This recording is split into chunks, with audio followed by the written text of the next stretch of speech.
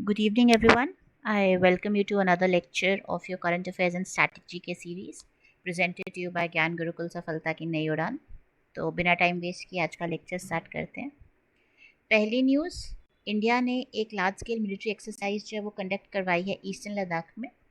इस एक्सरसाइज का नाम है पर्वत प्रहार एंड प्राइमरीली ये जो लाइन ऑफ एक्चुअल कंट्रोल पे टेंशन्स चल रही हैं चाइना के साथ, उसको फोकस करती हुई जो है ये एक्सरसाइज जो है कराई जा रही है। सारे मेन पार्ट्स जो है आर्म्ड फोर्सेस के वो इसमें पार्टिसिपेट करेंगे। 2020 में अगर आपको पता हो गालवन वैली में क्लैश हुआ था लद्दाख में, तो इंडिया ने अपना मिलिट्री फोकस जो है वो पाकिस्तान से नॉर्दर्न बॉर्डर ऑफ नॉर्दर्न जो उनका नॉर्दर्न बॉर्डर है चाइना के साथ उस पर फोकस कर दिया है। वन स्ट्राइक कॉप्स जो है अब रिस्पॉन्सिबल है लद्दाख में जो ऑपरेशंस हो रहे हैं उसके लिए, एंड 17 माउंटेन स्ट्राइक कॉप्स जो है वो नॉर्थ ईस्ट और सिक्किम रीजन्स में स्टेशन है। And apart from that India का काफ़ी सारा वेपन्स और आर्टिलरी जो है इस एरिया में जो उन्होंने है डेजिग्नेट करके रखी है। T-90 T-72 बैटल टैंक्स जो हैं, K9 वज्र सेल्फ प्रोपेल्ड आर्टिलरी गन्स जो हैं, जो मोबाइल भी हैं और लॉन्ग डिस्टेंस फायर भी कर सकती हैं, और डिफरेंट मिसाइल सिस्टम्स को भी इस एरिया में डिप्लॉय करके रखा है। तो पर्वत प्रहार ईस्टर्न लद्दाख में इंडिया की large scale military exercise. Next, union cabinet ने अप्रूव किया है कि जो 2024 का बॉयलर्स बिल है वो राज्यसभा में जो है इंट्रोड्यूस करेंगे। उन्होंने ये अप्रूवल दिया है, और पुराना जो एक्ट था बॉयलर्स एक्ट ऑफ 1923 उसको ये बिल जो है रिप्लेस करने की बात करता है। मेन पर्पस क्या है कि हम अपडेट करें, अपग्रेड करें जो ऑलरेडी रूल्स थे बॉयलर्स को लेकर और स्टीम जनरेटिंग सिस्टम्स को लेकर जो इंडस्ट्री और सेफ्टी स्टैंडर्ड्स में अभी तक यूज़ हो रहे हैं। तो पहले क्या था, पहले क्रिमिनलाइजेशन जो थी that was a part of this act, अभी भी है इस बिल में, लेकिन पहले 7 ऑफेंसेस थे, अब सिर्फ उसमें से 4 रह गए, 3 को डीक्रिमिनलाइज कर दिया गया है। तो instead of treating these as crimes, इसको जो है पेनल्टी के थ्रू हैंडल किया जाएगा। कोर्ट्स के ऊपर भी इससे जो है प्रेशर कम डलेगा, कोर्ट्स के ऊपर भी कम लायबिलिटी आएगी, साथ ही साथ ईजियर और फास्टर रेजोल्यूशन मैकेनिज्म जो है रहेगा। Moreover it is trying to make it easier for businesses, specially जो आपके स्मॉल और मीडियम एंटरप्राइजेज हैं उनको, कि वो बॉयलर रेगुलेशन के साथ कंप्लाई कर सके। तो अगर बॉयलर्स एक्ट की बात करी जाए तो इट इज़ डिज़ाइंड कि हम बॉयलर एक्सप्लोजन्स को लेकर जो भी एक्सीडेंट्स हैं उनको प्रिवेंट कर सकें, और किस तरह से जो है सर्टिफिकेशंस और स्टैंडर्ड्स जो है वो मीट करने हैं सेंट्रल बॉयलर बोर्ड के थ्रू, जो कि स्टेट्स जो इन्फोर्स करती हैं वो। Right, next news, Uttar Pradesh assembly ने एक स्ट्रिक्टर एंटी कन्वर्जन लॉ जो है पास कर दिया है।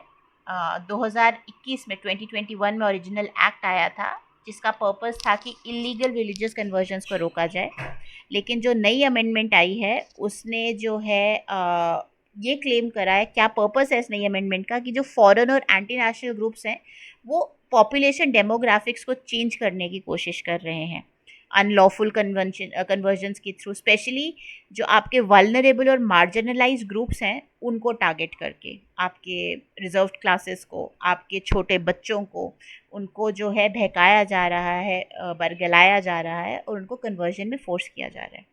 तो क्या क्या है उसमें, उन्होंने बोल दिया है कि इम्प्रिजनमेंट जो है मिनिमम जो है 1 से 5 साल तक की होगी, पहले 1 साल की होती थी, अब जो है 5 साल की होगी। मैक्सिमम जो है 10 साल। फाइन्स जो है 15,000 से 50,000 कर दिए हैं, और माइनर्स और वल्नरेबल ग्रुप्स के अगेंस्ट अगर ऑफेंसेस हैं तो उसके लिए फ़ाइन जो है वो 1 लाख कर दिया, और इम्प्रिजनमेंट कर दिया 5 से 14 साल। मास कन्वर्जन के लिए पेनल्टीज़ जो हैं वो भी बढ़ा दी गई हैं। राइट, तो सिवियर पेनल्टीज़ जो है लगा दी गई हैं। Okay, so this is about the Uttar Pradesh anti conversion law जिसमें अमेंडमेंट लाई गई है रिसेंटली। ई सांख्यिकी पोर्टल, तो जो आपकी ministry of statistics and programme implementation है उन्होंने ई सांख्यिकी पोर्टल जो है वो लॉन्च करा है। ये एक स्टेप फॉरवर्ड है कि किस तरह से हम अपना डेटा जो है वो मैनेज कर रहे हैं और शेयर कर रहे हैं, एक्सेसिबिलिटी को आसान करता है और इन्फॉर्मेशन को एनालाइज करना जो है आसान करता है। तो इसमें कॉम्प्रिहेंसिव डेटा लिस्टिंग होगी, टाइम सीरीज डेटा होगा, डेटा फिल्टरिंग और विजुअलाइजेशन होगी, और मेटा डेटा की एक्सेस रहेगी। तो e Sankhyiki portal ministry of statistics and programme implementation के द्वारा लॉन्च किया गया portal. INS Tabar conducted maritime partnership exercise with German navy. अभी INS टाबर ने, हमने पीछे पढ़ा था, रशिया में जो है पार्टिसिपेट करा था उनके नेवी डे पर। तो अब जो है इन्होंने एक मैरीटाइम पार्टनरशिप एक्सरसाइज जो है वो जर्मन नेवी की जो सी लिंक्स ऑफ कील कैनाल में है, वहाँ पर 5 अगस्त को जो है पार्टिसिपेट करा उनके साथ। एंड इसमें एडवांस मैरीटाइम ऑपरेशंस रहे, जैसे ship controlled approaches, winching exercises, vertrep ट्रैप सीरियल्स, ये सब इन्होंने करा। तो अगेन क्यों इम्पॉर्टेंट है, इंडिया और जर्मनी की जो पार्टनरशिप है, जो उनकी प्रोफेशनल कोलैबोरेटिव कैपेबिलिटीज़ को इन्हांस करती है, उसको स्ट्रेंथन करती है मैरीटाइम रिलेशंस को, उसके लिए बहुत इंपॉर्टेंट है। कल पढ़ा था विनेश फोगाट को डिस्क्वालीफाई कर दिया गया था उनके फाइनल मैच में, जहाँ पे गोल्ड मेडल तो गया ही गया, बट उनको अपने सिल्वर मेडल से भी हाथ धोना पड़ा। तो she has become the first international wrestler जिन्होंने reigning Olympic champion Yui Susaki जो जापान की हैं, उनको 5 साल में, जिनको कब किसी ने नहीं हराया था, उन्होंने हराया है, right. And she has also become the first Indian wrestler, जो फीमेल रेसलर जो फाइनल्स में पहुंची थी। हाउएवर वेट लिमिट एक्सीड करने की वजह से वो डिस्क्वालीफाई हो गई थी। तो उन्होंने अब डिसीजन लिया है कि वो रिटायरमेंट ले लेंगी after disqualification from the Paris Olympics. ESIC hospital conducted first in house cadaver organ retrieval. तो ये एक सुपर स्पेशलिटी हॉस्पिटल है हैदराबाद में। इन्होंने पहला ऐसा in house cadaver organ retrieval करा है, जो कि ऑर्गन ट्रांसप्लांटेशन के लिए बहुत एक सिग्निफिकेंट स्टेप है। तो एक 45 year old brain dead male donors ने जो है 3 जिंदगियां बचाई, और इनके जो ऑर्गन्स थे वो एलोकेट किए गए जीवन धन के थ्रू ईसिक को और ओस्मानिया जनरल हॉस्पिटल को। तो सक्सेसफुली कैरी आउट करा गया। न्यूरो सर्जरी, एनेस्थीसिया और ट्रांसप्लांट टीम्स के बीच में अच्छा कोऑर्डिनेशन, तालमेल देखने को मिला। गति शक्ति विश्वविद्यालय ने जो है एक एग्जीक्यूटिव ट्रेनिंग प्रोग्राम लॉन्च करा है एविएशन सेफ्टी मैनेजमेंट में। ये एक 3 दिन का प्रोग्राम है सेफ्टी मैनेजमेंट सिस्टम्स के ऊपर, specially for the aviation sector. Asian institute of transport पे है, और इसकी Asian institute of transport and development में जो न्यू दिल्ली में है, वहाँ पर ये ऑर्गेनाइज कराया गया है। कोलैबोरेटर्स कौन है? एयरबस है कोलैबोरेटर्स। और अगर गति शक्ति विश्वविद्यालय की बात की जाए तो ये मिनिस्ट्री ऑफ रेलवेज के अंडर है, and it focuses on transportation and logistics education, offering regular and executive programs in various sectors. Next news, India won second title in CAVA women's volleyball national league. India ने जो है नेपाल को हराते हुए एक Dasharath stadium Kathmandu में जो है ये वॉलीबॉल नेशंस लीग जो है जीती है। ठीक है, तो नेपाल को सिल्वर मिला है और ब्रॉन्ज मेडल गया है ईरान को। Moving on to the next news, SBI general insurance and HSBC India forge bank insurance partnership. कल भी पढ़ा था एडलविस और जो स्मॉल कैपिटल फाइनेंस बैंक्स हैं 117, उनके बीच में बैंक इंश्योरेंस पार्टनरशिप का साइन हुआ है। तो वैसे ही आज SBI जनरल इंश्योरेंस और HSBC ने जो है पार्टनर करा है कि वो नॉन लाइफ इंश्योरेंस प्रोडक्ट्स जो हैं वो डिस्ट्रीब्यूट करेंगे और जो पेनिट्रेशन है इंश्योरेंस की उसको इन्हांस करेंगे। ठीक है, SBI के MD एंड CEO कौन है? SBI जनरल इंश्योरेंस के नवीन चंद्र झा, और HSBC इंडिया CEO कौन है? Hitendra Dave. India Mauritius trade conference 2024 fostered education and trade ties. तो इंडिया मॉरिशस की जो ट्रेड कॉन्फ्रेंस है 2024 की, उन्होंने वहाँ पर एक MOU साइन करा है global education outreach Mauritius and Nehru group of institutions के बीच में एजुकेशनल क्वालिफिकेशन के लिए। एंड डिस्कशंस जो हैं वो इन्वेस्टमेंट अपॉर्चुनिटीज़ पे हुई कि टूरिज़्म सेक्टर में, एग्रीकल्चर सेक्टर में, फार्मा में, इंडस्ट्रियल डेवलपमेंट में कैसे जो है इन्वेस्टमेंट को बूस्ट किया जाए। ठीक है, एंड एम्फेसिस इस पे भी दिया गया कि किस तरह से एक म्यूचुअल कोऑपरेशन और इकोनॉमिक कोऑपरेशन इंडिया और मॉरिशस के बीच में स्ट्रेंथन की जाए। Next news, IFC ADB DEG invested USD 275 million in fourth partner energy of for expansion। तो बेसिकली जो FPEL है, फोर्थ पार्टनर एनर्जी लिमिटेड, उसके एक्सपेंशन के लिए इन 3 फर्म्स ने $275 मिलियन जो है इन्वेस्ट करे हैं। IFC क्या है? वर्ल्ड बैंक का इंटरनेशनल फाइनेंशियल कॉरपोरेशन है। ADB क्या है? एशियन डेवलपमेंट बैंक है। एंड DEG क्या है? जर्मनी का डोश इन्वेस्टिशंस है। नाम पढ़ लीजिएगा, ये बहुत प्रोनाउंस करने में थोड़ी सी दिक्कत आ रही है, तो आप देख लीजिएगा। ठीक है, एंड ट्विक जो भी है, you can see that. Okay, moving on to the next news. Broadcast Services Bill 2024. तो ये एक बिल प्रपोज किया गया है जहाँ पर हम 1995 का टेलीविज़न नेटवर्क एक्ट है उसे रिप्लेस करने की बात करते हैं। क्यों ज़रूरत पड़ी? सोशल मीडिया और OTT प्लेटफॉर्म्स को रेगुलेशन में लाने के लिए और उनके लिए एक रूल्स बनाने के लिए जो है इस बिल की ज़रूरत पड़ी। तो अकॉर्डिंग टू रिपोर्ट्स इस एक्ट में इन्फ्लुएंसर्स या सोशल मीडिया पेजेस को जो कंटेंट लिखते हैं या कंटेंट देते हैं करंट अफेयर्स या किसी और न्यूज़ के बारे में, उनको डिजिटल न्यूज़ ब्रॉडकास्टर बोला जाएगा। एंड ये जो ड्राफ्ट आया है इस बिल का, it is a revision of the 2023 draft, and it is aimed at consolidating the legal framework for broadcasting sector and extended to the over the top content and digital news. RBI ने अपनी UPI limit जो है tax payments के लिए वो increase कर दी है। पहले वो 1 लाख पर ट्रांजैक्शन थी, बट अब उन्होंने 5 लाख पर ट्रांजैक्शन कर दी है कन्वीनियंस के लिए, लोगों को थोड़ी आसानी हो, सहूलत रहे इस वजह से। That is all about this news.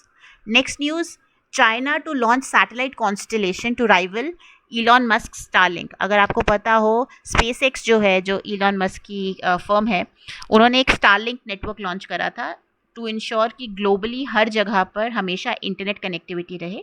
तो ऑन सिमिलर लाइंस चाइना ने भी जो है अपना G60 कॉन्स्टलेशन जो है वो लॉन्च, एक प्रोजेक्ट डेवलप करा है, जिसमें से उन्होंने 18 कम्युनिकेशन सैटेलाइट्स ऑलरेडी अपने डेजिग्नेटेड ऑर्बिट्स में पहुंचा दी हैं लॉन्ग मार्च 6 से कैरियर रॉकेट पे, and they plan to launch 108 satellites this year and 648 satellites by the end of next year, ताकि ग्लोबल नेटवर्क कवरेज जो है 2027 तक प्रोवाइड किया जा सके। राइट, स्टारलिंक जो है that is a network of 5500 satellites. Okay, next news, Andhra scraps 2 child policy for individuals to contest local body poles.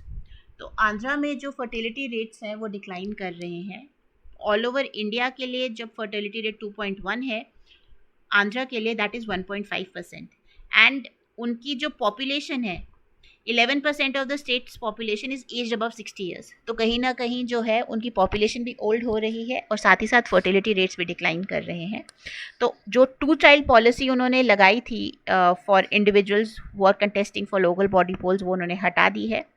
ये अमेंडमेंट 1994 में लगाई गई थी, एंड बेसिकली जो पंचायती राज के इलेक्शंस हुए थे 2019 में, पंचायती राज के लिए उन्होंने ये रिस्ट्रिक्शंस हटा दी थी, लेकिन बाकी सब लोकल बॉडीज़ के लिए अप्लाइड थी। तो अब उन्होंने बाकी लोकल बॉडीज़ के लिए भी ये 2 चाइल्ड पॉलिसी जो है स्क्रैप कर दी है।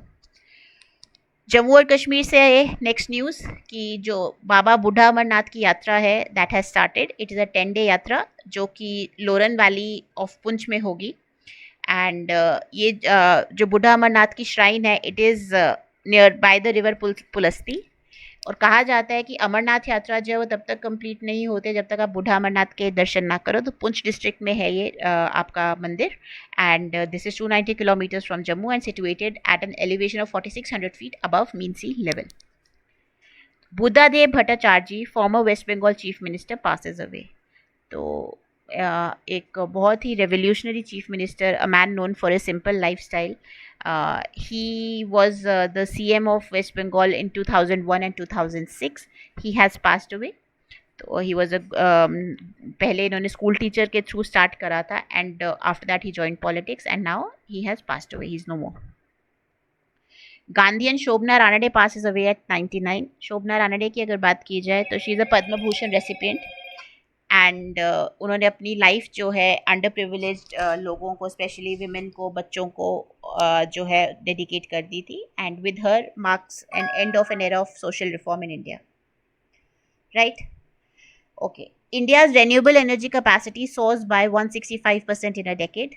It has increased from 76.38 gigawatts in 2014 to 203.1 gigawatts in 2024. Now India ranks 4th globally in terms of total renewable energy installed capacity, 4th in wind power capacity, and 5th in solar photovoltaic cell capacity. तो ये कुछ हमारा जो है parameters हैं, and non fossil fuel sources से we have crossed the 200 gigawatt mark. तो ये वाले फिगर्स आप देख लीजिए, ठीक है। Okay, moving on to the next news. Rashtriya Vigyan पुरस्कार 2024 अनाउंस्ड। तो पहले क्या था, 300 से ज़्यादा साइंस अवार्ड्स जो इस कंट्री में दिए जा रहे थे, अब इन सबको जो है कंसोलिडेट करके एक अवार्ड बना दिया गया, राष्ट्रीय विज्ञान पुरस्कार 2024। इसका पहला जो एडिशन है उसके जो विनर्स है वो अनाउंस कर दिए गए हैं। तो विज्ञान रत्न पुरस्कार जो है वो डॉक्टर गोविंद राजन पद्मनाभान को दिया गया है, who is a biochemist at the Indian Institute of Science in Bengaluru. Vigyan Shri award 13 scientist को दिया गया है। विज्ञान Yuva Shanti Swarup Bhatnagar award 18 young scientist under the age of 45 जो हैं उनको दिया गया है। This continues the legacy of Shanti Swarup Bhatnagar award, जो कि 1958 में इंस्टीट्यूट किया गया था, and is named after the first chairman of the university grants commission and the council of scientific and industrial research. तो यूजीसी और सीएसआईआर के पहले चेयरमैन थे डॉक्टर शांति स्वरूप भटनागर। तो उन्हीं के नाम पर जो अवार्ड बना था 1958 में, जब उसको मर्ज किया गया है राष्ट्रीय विज्ञान पुरस्कार में, तो उसका नाम रख दिया गया विज्ञान युवा शांति स्वरूप भटनागर अवार्ड। और लास्ट में है विज्ञान टीम अवार्ड, जो कि टीम चंद्रयान 3 को दिया गया है for their exceptional contribution to India space program, particularly for the successful moon landing mission. तो अगस्त 23 जो कि नेशनल स्पेस डे है, to commemorate the landing of Chandrayaan 3 near the moon south pole, उस दिन ये अवार्ड्स दिए जाएंगे बाय द प्रेसिडेंट, जो भी रेसिपिएंट्स हैं उनको। 8th August is historically very significant for India. 8th अगस्त को क्विट इंडिया मूवमेंट जो है वो लॉन्च किया गया था भाई महात्मा गांधी इन 1942। 82nd एनिवर्सरी है इसकी आज। And primarily Cripps India mission जो था 1942 के फेलियर के बाद ही ज़्यादा जोर पकड़ा था कि ब्रिटिश को इंडिया छोड़कर जाना चाहिए। गांधी ने हमें स्लोगन दिया था डू और डाई का। अरुणा सफ अली, यूसुफ मिलारी, आप हमारे क्या नाम है इनका, मौलाना अबुल कलाम आज़ाद, बीजू पटनायक, क्या नाम है इनका, मिसेस कृपलानी, ये सब जो हैं कुछ इंपॉर्टेंट लीडर्स थे। सुभाष चंद्र बोस जिन्होंने आईएनए इस्टेब्लिश करी थी इसी मोमेंट के दौरान, अब्रॉड से अपना सपोर्ट दिया था। तो this marks an anniversary, 82nd anniversary of the quit India movement. 3 phases में हुई थी, urban insurrection, rural revolts and formation of local governments. तो इसके बारे में पढ़ लीजिएगा थोड़ा सा, राइट। 8th अगस्त की हिस्ट्री के बारे में बात करें, 1991 UNSC United nation security council north और साउथ कोरिया को जो है मेंबरशिप दिया था। 1988 रशियन ट्रूप्स ने अपनी 9 ईयर वॉर जो है वो बिगिन करी थी अफगानिस्तान में। 1945 सोवियत यूनियन ने जापान के अगेंस्ट वॉर डिक्लेयर करा था सेकेंड वर्ल्ड वॉर में। 1942 इंडियन नेशनल कांग्रेस ने क्विट इंडिया रेजोल्यूशन पास करा था बॉम्बे सेशन में, इसके बारे में हम पढ़ रहे थे पीछे। 1952 Indian cricketer Sudhakar Rao was born. अब कुछ वन लाइनर्स देख लेते हैं। In which category Vinesh Phogat was disqualified in Paris Olympics, 50 kg category में। Who has been sworn in as the lieutenant governor of Puducherry, K Kailashnathan. When is national handloom day celebrated every year, कल पड़ा था 7th अगस्त। Who has been appointed as a full-time DGP of the Union Territory of Jammu and Kashmir, R.R. Swain. Nandini Sehkar Yojana, which was in the news recently, has been launched by NCDC. Who is the Indian cricket player who scored the most 50+ scores in international cricket as an opener? Rohit Sharma, Sharma ji ka beta, unka ye record hai. And last, recently the Digital Shakti Kendra was inaugurated in New Delhi to counter the increasing cyber crimes against women by national commission of women. ठीक है, तो ये that was all for the news today. I will see you all tomorrow. Do not forget to like, share and subscribe and share the message as much as you can with your friends, with your near and dear ones. And कोई भी doubt होता है नीचे comment section में आप लिख सकते हैं, बाकी नीचे दिए गए नंबर पर और दिए गए एड्रेस पर आप कभी भी वॉक इन क्वेरी ले सकते हैं। See you all tomorrow, have a good day, happy studying, bye.